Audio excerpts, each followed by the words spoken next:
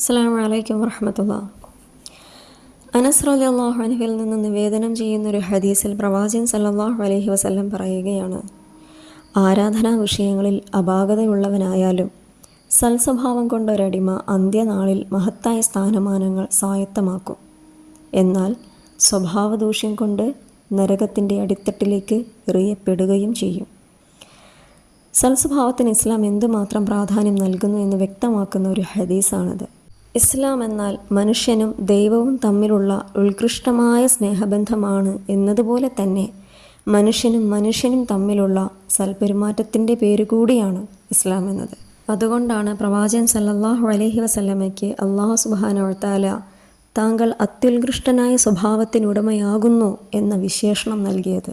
അബ്ദുല്ലാഹി ഇബ്നു അംർ റളിയല്ലാഹു അൻഹു പ്രവാചകൻ സല്ലല്ലാഹു അലൈഹി വസല്ലമയെക്കുറിച്ച് പറയുന്നത് ഇങ്ങനെയാണ്: അള്ളാഹുവിൻ്റെ ദൂതരുടെ പെരുമാറ്റം ഒരിക്കലും മര്യാദ വിട്ടതോ പരുക്കനോ ആയിരുന്നില്ല.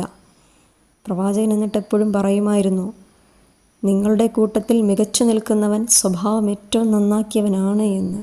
എന്നിട്ട് വീണ്ടും അബ്ദുല്ലാഹി ഇബ്നു അംർ റളിയല്ലാഹു അൻഹു പറയുന്നുണ്ട്, ഒരിക്കൽ പ്രവാചകൻ സല്ലല്ലാഹു അലൈഹി വസല്ലം ഇവരുടെ സ്വഹാബാക്കളോട് എല്ലാവരോടും കൂടി ഒരു ചോദ്യം ചോദിക്കുകയാണ്, ആരായിരിക്കും വിധി തീർപ്പ് നാളിൽ എന്നോട് ഏറ്റവും അടുത്തവനായിട്ടിരിക്കുന്നത്?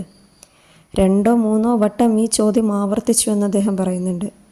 ആരാണെന്ന് വെളിപ്പെടുത്തണമെന്ന് സ്വഹാബാക്കൾ അപേക്ഷിച്ചപ്പോൾ പ്രവാചകൻ സല്ലല്ലാഹു അലൈഹി വസല്ലം പറഞ്ഞു, നിങ്ങളുടെ കൂട്ടത്തിൽ സ്വഭാവ ഗുണത്തിൽ ഏറ്റവും മികച്ചു നിൽക്കുന്ന വ്യക്തിയായിരിക്കും അന്ത്യനാളിൽ എന്നോട് അടുത്തിരിക്കുന്നത്.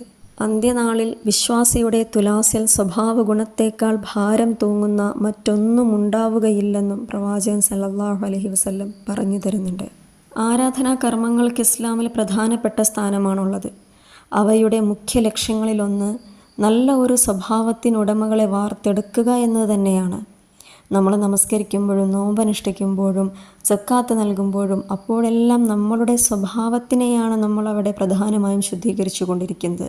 ഞാനൊരു നമസ്കാരക്കാരനായതുകൊണ്ട് ഞാൻ ഇങ്ങനെയൊരു സ്വഭാവം കാണിച്ചുകൂടാ, ഞാൻ നോമ്പെടുക്കുന്ന വ്യക്തിയായതുകൊണ്ട് ഞാൻ അവരോട് അങ്ങനെ പെരുമാറിക്കൂടാ എന്ന് മനസ്സിലാക്കിക്കൊണ്ട് ഒരു പ്രാക്ടീസാണ് യഥാർത്ഥത്തിൽ നമുക്ക് നമ്മുടെ ആരാധനാ കർമ്മങ്ങളിലൂടെ ലഭിക്കുന്നത്. എന്നാൽ ആരാധനാ കർമ്മങ്ങൾ നിഷ്ഠയോടെ നിർവഹിച്ചു കൊണ്ടിരിക്കെ തന്നെ ദുസ്വഭാവമാണ് ഒരാൾ വെച്ചു പുലർത്തുന്നതെങ്കിൽ ആ ഒരൊറ്റ കാരണം കൊണ്ട് മാത്രം അയാൾ നരകത്തിൻ്റെ അടിത്തട്ടിലേക്ക് എറിയപ്പെടുമെന്ന് പ്രവാചകൻ സല്ലല്ലാഹു അലൈഹി വസല്ലം വീണ്ടും പഠിപ്പിക്കുന്നതാണ്. ഒരു മനുഷ്യൻ അങ്ങേയറ്റത്തെ സൽസ്വഭാവിയാണ് എങ്കിൽ അയാൾക്ക് കിട്ടുന്ന പ്രതിഫലമെന്ന് പറയുന്നത് നോമ്പ് നോൽക്കുന്നവൻ്റെയും രാത്രിയിൽ അള്ളാഹുവിൻ്റെ ഗ്രന്ഥം പാരായണം ചെയ്യുന്നവൻ്റെയും സ്ഥാനമാണ് എന്ന് പ്രവാചകൻ സല്ലല്ലാഹു അലൈഹി വസല്ലം പഠിപ്പിക്കുന്നുണ്ട്.